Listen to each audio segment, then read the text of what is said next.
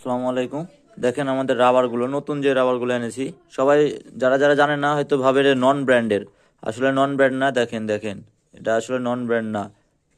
এটা ব্র্যান্ডের, আমরা পুরো নামটা দেখাই না, এটা কেটে রেখেছি। এগুলা এই রোল থেকে কাটা হয়েছে। আর এগুলা হচ্ছে বাঁধা অবস্থাতে নেবে।